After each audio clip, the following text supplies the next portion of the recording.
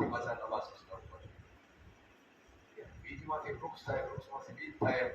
આપણે કર્મનું ફળ ભોગવીએ તો ભોગવતી વ્યક્તિ પણ હું ભોગવું છું એવો એ ભાવ છે ને, એ ભોગવવામાંથી જ પાછા નવા સંસ્કાર ભોગવતા જાય ને એમાંથી નવા સંસ્કાર. એટલે આ ચાલ્યા હું કરતા ભોગતા સાક્ષી સાક્ષી એ ભોગવાય મંદે છે કરતા સંસ્કાર માને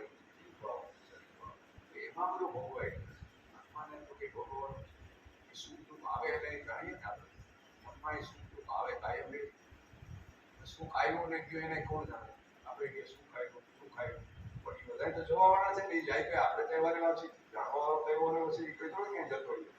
પાછો જાણે કે આ સુખ આવ્યું આ દુઃખ આવ્યું આ ગયું એ બધું જાણી રહ્યું.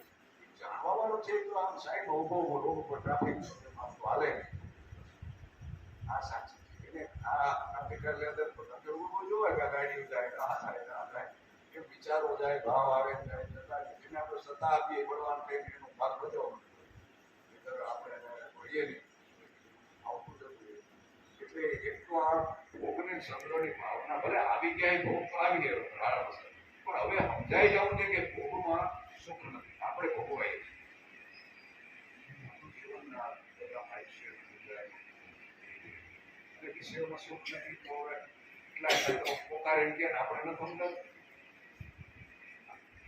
તો કહે છે પણ આપણે જીવનના થોડાકવાનો અનુભવ તો શું હોય. હાલો આપણી સંપત્તિ નોટી હવે વધતી જાય, ઢગલા થવા માંડ્યા, આપણી જરૂરિયાતથી અપેક્ષાઓથી ઘણું ઘણું ભગવાને આવ્યું તો આપણે વિચારવું છે કે આ વધતું જાય મારું સુખ વધતું જાય. એવી બધી સમજણ તો આપણે આવે ને આમાં કે ફેર ક્યાં ભણવાના સામાન્ય વાત છે. આપણે સમજીએ કે આ વધારતા ગયા મારે સુખ વધતું જાય તો વધારે કરીએ કઈ વાંધો નહીં. તો પ્રમાણ છે કે નથી તો પછી હવે વધારે ને તો મૂક્યા ઘણો હોય જોઈએ વળી કેટલો માણસ ને નહીં તો આ તો નસીબ હોય તો ભોગવાય ને આ વળી ક્યાં ભોગવાય.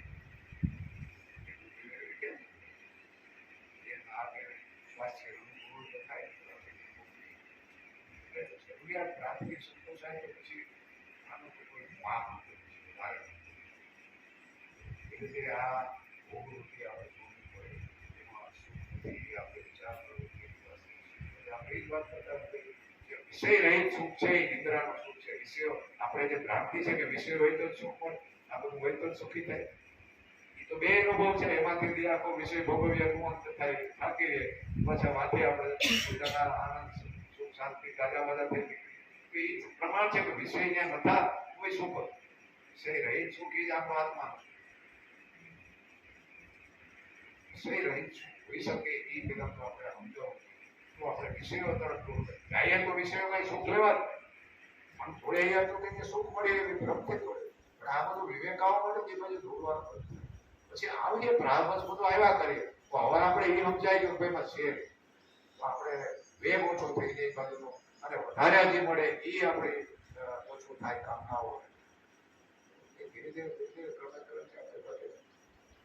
તો સંસારના આશ્રયનો સર્વથા ત્યાગ થયો.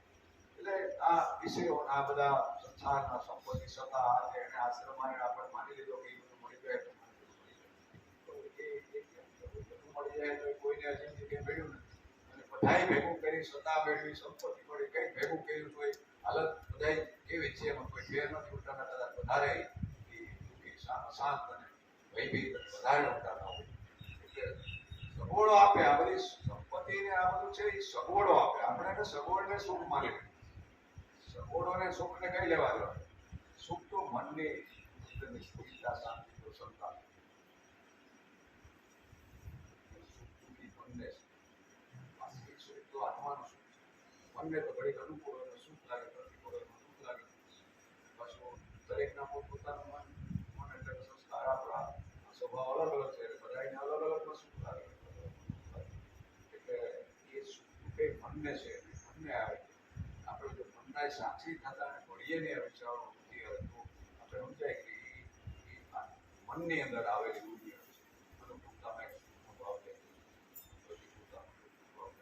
પણ આપણે એનાથી નિર્લેપ છે કે આપણે સ્વચ્છ આપણે જ્ઞાન થાય મહાપુરુષોને જ્ઞાન તો થતું હોય કે આ પ્રતિકૂળતા અનુકૂળતા સંજોગ બદલાઈ રાખે કે એ તો ચેતન છે કે જળ થોડો છે જ્ઞાન થાય પણ દુઃખ સુખ નથી અને આવે તો એ માને કે મારામાં સુખ દુઃખ નથી મનને થાય